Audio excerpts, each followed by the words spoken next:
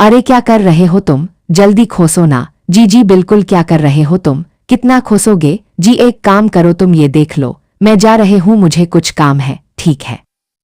क्या कर रहे हो तुम, कितना खोसोगे जी। एक काम करो, तुम ये देख लो, मैं जा रहे हूँ, मुझे कुछ काम है। ठीक है। वाह, ये तो बहुत अच्छा बनाया है, आप तो बहुत जल्दी तैयार हो गई। हमने तो सुना था औरतों को तैयार होकर आने में काफी वक्त लगता है।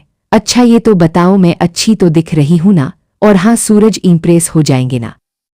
अरे सूरज क्या, कोई भी मर्द आपको देखकर इम्प्रेस हो जाएगा।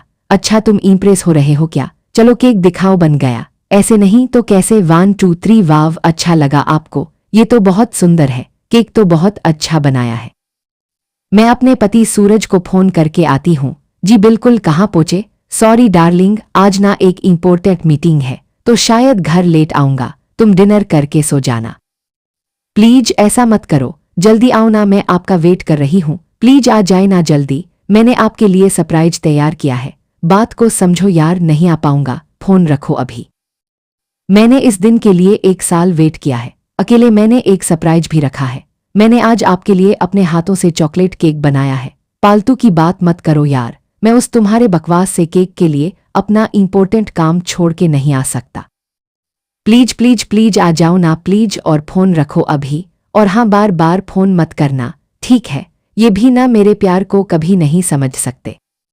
मैम साहब, वैसे 10 मिनट बाद ना आप इस केक को फ्रिज में रख दीजिएगा, साहब आ जाएंगे। और हाँ, कल मुझे ज़रूर बताइएगा आपको ये केक कैसा लगा। नहीं आएंगे साहब, और जाते हो ये केक डस्टबिन में फेंक देना। क्या मैम साहब, छोटा मुंह बड़ी बात, लेकिन आपको तो अपने प्यार की वैल्यू है ना। दूसरों पर प्यार के लिए क्यों निर्भर रहना, आप वो करिए जो आपको पसंद आए। आपने अपने हस्बैंड के लिए उनके पसंद का केक बनवाया, लेकिन मैंने ये केक आपके लिए बनाया, और मैं चाहता हूं कि आप ये केक एक बार जरूर टेस्ट कीजिएगा।